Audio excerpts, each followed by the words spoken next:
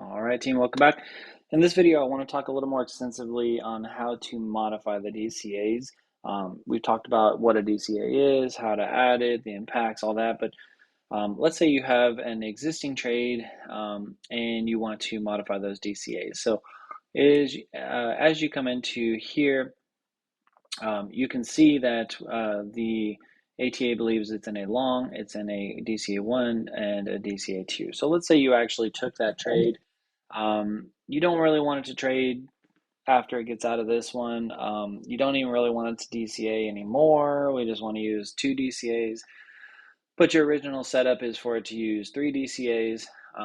What you would need to do is a couple things. One, if you only want to use 2 and you don't want to do a third one, all you need to do, guys, is uncheck this because it hasn't even executed it yet. You come in here, delete your alert, right? Once you delete your alert, then you recreate your alert and boom, you're done because you made your modification. It will not DCA anymore, right? The white line's gone. There's no more white line of where it's going to DCA. Now, let's say you had 2 DCAs, but you want to allow it to do a third. Same thing. You just check it, choose the multiplier, choose the percent, or you can use defaults. You can see that the defaults kind of going up by about 200, 300, maybe 400 on this one, right? So if you wanted to do more, so let's say you decided you want to do a fourth one. We can set this one at like around 1,000.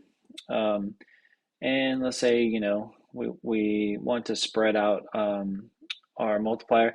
Now remember, if you change a multiplier that's already happened, it's going to change things.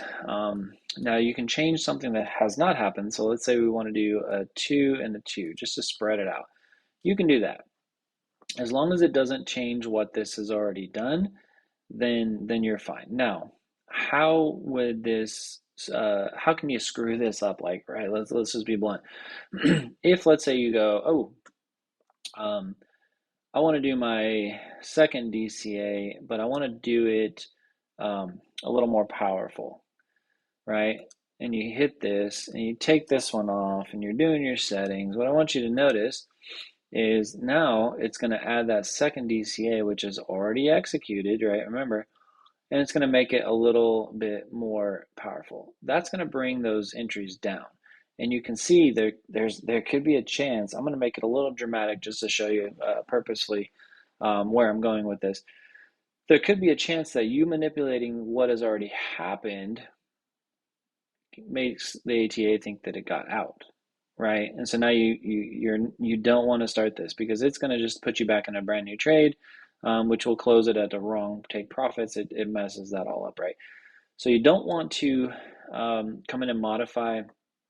If you're doing a simple setup, you want to try to prevent this from happening, not to change the things that have already happened. So we know DCA1 happened, we know DCA2 happened. So I would only want to modify 3, 4, 5, or whatever, right? To keep this the same. Remember, at the end game goal is we need this ATA to believe we're in this exact trade that we're in. And that's how you would do that, right? Is you would just modify what has not happened yet. Now, if you're looking here, let's say you're in this trade here, you have your DCAs set, and I want to come in here and modify these, or I'm trying to think of an example. Um, Here's an example. So let's say you set up an existing trade. It's already taken trades in the past, so you can't find the buy that's exactly where you can't remember where you actually bought it, but you're in a trade. You're in a trade. Let's say that your entry that is somewhere around 23, 717, right? At least you can find a candle within that area, right? Which is around here. We'll just say 9/16 on the 24th. So all I'm going to do is I want to find one in between my DCAs here.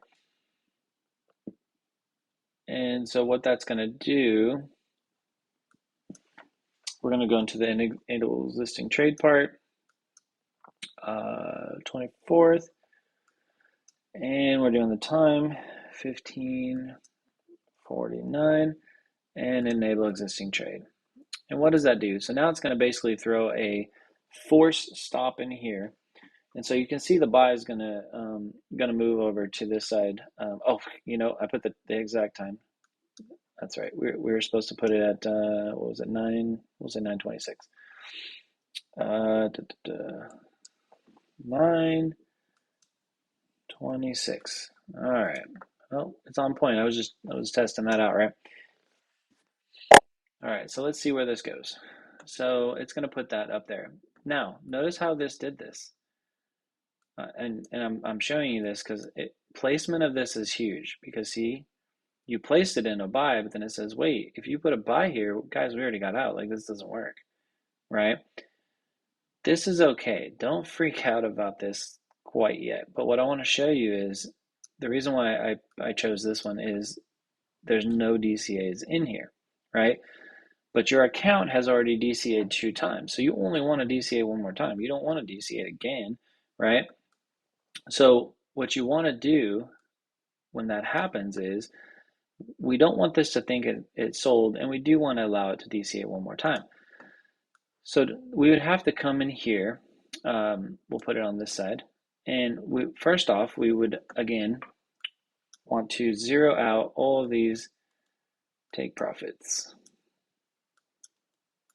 Like that. Then we want to bump our take profit at a level of whatever our entry profit level is, right? So let's say that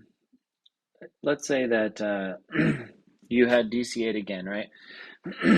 So let's say that, if you want to have your profit be taken above this line, all you'd have to do is move these take profits up, and then this sell would go away. Now, what I want to show you, and I'm going to purposely put out a few things that are not the right way, because I want to show you kind of how things impact, right, as far as just manipulating settings. By me populating that a little bit higher, notice it actually allowed it to do its DCAs, right? You can do it that way. Now, the trick is, what I want to show you is when you get things that pop up like this, like, oh wait, what did it do? All you care about is this average. This is what the entry thinks that it is, right? If this matches what you have, set it and go. You're done, right? If this does not match what you have, all you care about is this profit line. It's only going to DCA one more time because it's already done 2. And let's say your profit line needs to be at, let's say 435 instead, right? So we would want to open this. And again, like we learned in the profit thing, right? We'll just bump this up. And you're going to see it's going to shift upward, right? So that's going to basically push the profit lines up for you to get to where you want it to come out in profit. So that's how you manipulate the profit lines with the DCAs. Another example is that I run into with people that I want to give here is, let's say, let's do a close right where we are. So let's go ahead and put 15, and we'll put 51. And the reason why I want to show you doing it this way, which is another way to do it, right? If you want to simplify it. Did I have the right time in there? Let me check this again. Oh, you see how this did this on this, right? So remember, click the wrong one there. So, okay. Always double check which one you're clicking on here, right? So when you have the existing trades, you can see I chose hour 6. I didn't mean to do 6. I meant to do 15. On here, we have 224, and we want to do 53. I always do 1 minute back on the enable existing trades.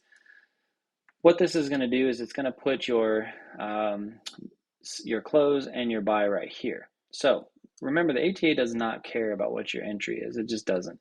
So when you create this entry here, all you care about is where is your take profits. Now, what else you care about is the fact that you've already DCA'd twice. So you only want this thing to DCA one more time. You don't want it to DCA more than that, because now you've exceeded your volume. So what I would want to do is take this third one that still needs to happen, and this one would be a 3 on defaults, or actually I apologize, it would be a 5 on defaults. You want to take these volumes and move them up. So I'm going to uncheck 2 and 3 because I only wanted to do it one more time.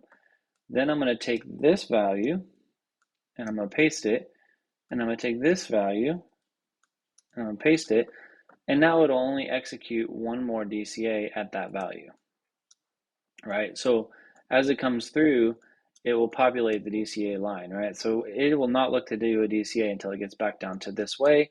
And then from there, you just manipulate your take profit area to be anywhere that would be a profit for you, right? From based off this. So if your entry is up higher, you just make this up higher. Only work with, I always recommend to people, work with one take profit at a time. When you enter that take profit in there, sometimes you don't see it. You got to zoom in.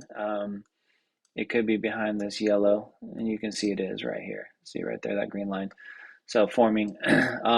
If you want to make the green line a little easier to see, another little tip that I have taught is you can push this back even a little bit further. It doesn't really matter because once you put it in the trade, it's going to always think it's in the trade. And by doing that, it expands that line here for you. So what did we just build? We basically built it to where it will do only one more DCA, right, per our settings, which we have it in here. It's going to do it around the same range that we did before, and it's going to have the take profit lines up here. So it will not take profit until it gets up to this. It'll allow one more DCA as it comes down, but if it gets into this range, it will take its profit. If you need it to go higher, you just increase the percent. Lower, you just decrease the percent.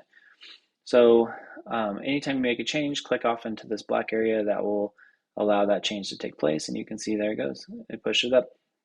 So in short, with the DCAs, if you have already DCA'd and you figured out how many times you have, move it up. You do have to have the first box checked. You can't just have the third one checked.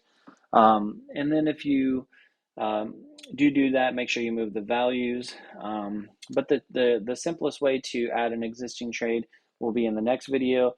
I wanted to do a little bit more of a complex one in here because this is where I want to show you guys how to manipulate and modify those DCAs to work with you. So I hope that helps you guys out. I'm going to also talk about the adding existing trades in the simple way to kind of bypass some of that stuff. So look forward to talking to you guys in the next videos. If you guys have any questions, please reach out to us, support@botjock.com, or you can also reach us in our community.